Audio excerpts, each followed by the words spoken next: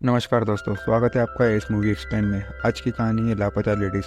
तो चलिए शुरू करते हैं। कहानी शुरू होती है एक गांव में, जहां एक शादी होती है जिसमें कहानी का हीरो दीपक और हीरोइन फूल होती है। उनकी शादी होने के बाद दीपक फूल को अपने ससुराल लेकर जाता है। रास्ते में वो फूल से सारे गहने निकलवा लेता है ताकि कहीं चोरी ना हो जाए गहनों की। कहानी ट्रेन में शिफ्ट होती है, जहाँ दोनों ट्रेन से में बैठ कर जाते हैं। फूल के पास में सेम ड्रेस में एक और दुल्हन बैठी होती है। तभी दीपक का स्टेशन आ जाता है और वो गलती से दूसरी दुल्हन का हाथ पकड़ के उसे साथ में उतार कर ले जाता है और उसे ले आकर बस में बैठकर अपने गांव के लिए निकल जाता है। जैसे ही वह गांव पहुंचता है तो उसके दोस्त उसका स्वागत करते हैं और धूमधाम से उसे उसके घर लेकर जाते हैं। जैसे ही घर पहुंचते हैं और उनका स्वागत होता है, जैसे ही दुल्हन को घूंघट हटाने का बोलते हैं तो वो उसका चेहरा देख कर चौंक जाते हैं, क्योंकि वो फूल की जगह कोई और आ गया था। दीपक के पापा उसे बहुत डांटते हैं। तब वो लड़की उन्हें बताती है ऐसा क्यों हुआ है और अपना नाम पुष्पा बताती है। वहीं दूसरी ओर फूल ट्रेन से उतर कर देखती है कि दीपक कहाँ है। तब उसे पता चलता है कि वो खो गई है। वहीं पुष्पा घर से बाहर आकर अपने पास से फ़ोन निकाल कर सिम फेंक देती है और वहीं फूल रात भर बाथरूम से निकल के रोती है और बाहर आकर खड़ी हो जाती है। तभी एक भिखारी आता है, इसी से देखकर फूल डर जाती है और वहाँ से भागने लगती है। तभी वो एक लड़के से टकराती है जिसका नाम छोटू होता है और वो उसकी मदद करने का बोलता है और उसे स्टेशन मास्टर के पास ले जाता है ताकि वो रिपोर्ट लिख सके गुमशुदगी। पर फूल को अपने ससुराल का गांव का नाम पता नहीं होता है, तो स्टेशन मास्टर उसे स्टेशन थाने जाने का बोलते हैं, पर वो वहाँ जाने से मना कर देती है। वहीं कहानी दीपक के घर आती है, जहाँ दीपक फूल की गुमशुदगी की रिपोर्ट लिखाने जा रहा था और पुष्पा को साथ में चलने का बोलता है, पर वो मना कर देती है।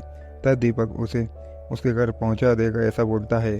कहानी थाने शिफ्ट होती है, जहां दीपक कंप्लेंट लिखवाता है और उसकी वह फूल की फ़ोटो दिखाता है जिसमें फूल का घूंघट होता है चेहरे की जगह, और साथ में पुष्पा के बारे में बताता है। तब थानेदार उसे पुष्पा को साथ में लेकर आने का बोलता है।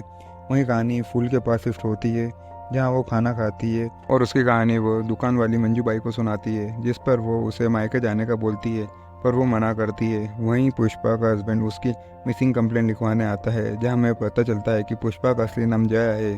वहीं दीपक फूल के साथ जो पल बिताए हैं उसमें खोया रहता है। वहीं थाने इसमें जया की कंप्लेंट का फिक्स आता है, जिससे थानेदार को कुछ डाउट होता है और जया की फ़ोटो फिक्स करने का बोलता है दूसरे थानेदार को। वहीं छोटू फूल को अपने घर लाता है और वहीं सोने का बोलता है। वहीं पुष्पा रात में उठकर फ़ोन में सिम लगा कर किसी से बात करती है। नेक्स्ट डे फूल वापस मंजू बाई की दुकान आती है और वहीं कुछ काम करने लग जाती है। वहीं पुष्पा दीपक के घर वालों से बातचीत करती है और अपनी नज़दीकियाँ बढ़ाती है उसके घर वालों के साथ। कहानी थाने में शिफ्ट होती है, जहाँ थानेदार पुष्पा से पूछताछ करता है और उसे चेहरा दिखाने का बोलता है, जिस पर वो चेहरा दिखाने से मना कर देती है और वहाँ से जाने लगती है। जिस पर थानेदार जया का नाम बोलता है, पर वो पलट के देखती है, जिससे वो खुश हो जाता है।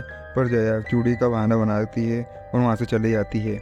कहानी शिफ्ट होती है, जहाँ मंजू बाई फूल को अपने घर लेकर आती है और उसे अपने पास रखती है और फूल मंजू बाई के पास काम करती है। कहानी दीपक के घर शिफ्ट होती है, जहाँ पुष्पा बाजार जाती है और थानेदार उसका पीछा करता है और फ़ोटो लेने की कोशिश करता है और पुष्पा का पीछा करता है जहाँ जहाँ पुष्पा जाती है। वो देखता है पुष्पा गहने बेचती है और दूसरे सामान लेती है। कहानी खेत में शिफ्ट होती है, जहाँ दीपक के पिताजी कीटनाशक छिड़कने का बोलते हैं, पर पुष्पा मना करती है और दूसरा उपाय बताती है, जिस पर दीपक के पापा खुश होते हैं। वहीं दीपक बैठकर दारू पीता है और किसी बात पर उसकी कहा सुनी हो जाती है अपने दोस्तों से और वो वहाँ से उठकर चले जाता है। जब वो अपना घर आता है, वहीं पुष्पा घर से भागने की तैयारी कर रही होती है। तभी दीपक घर पहुँचता है और उसके सामने गिर जाता है, तो वो उसे उठाकर अंदर लाती है। कहानी नेक्स्ट डे आती है, जहाँ पुष्पा दीपक की भाभी से एक फ़ोटो बनाने का बोलती है। वहीं छोटू फूल को स्टेशन जाकर कंप्लेंट करने का बोलता है, पर वो मना कर देती है। वहीं पुष्पा दीपक के दोस्त को कुछ देती है और उसके साथ कहीं जाती है। वहीं स्टेशन में पुष्पा के फ़ोटो का फैक्स आता है, जो जया का होता है, जिस पर थानेदार खुश होता है और फ़ोन लगा के इन्फॉर्म करता है। कहानी दीपक के घर शिफ्ट होती है, जहाँ थानेदार आकर पुष्पा को लेकर जाता है। तब दीपक रोकता है तो वो पुष्पा के बारे में सब कुछ बताता है और कहता है कि इसका नाम असली नाम जया है, ना कि पुष्पा, जिस पर दीपक गुस्सा करने लगता है जया पर।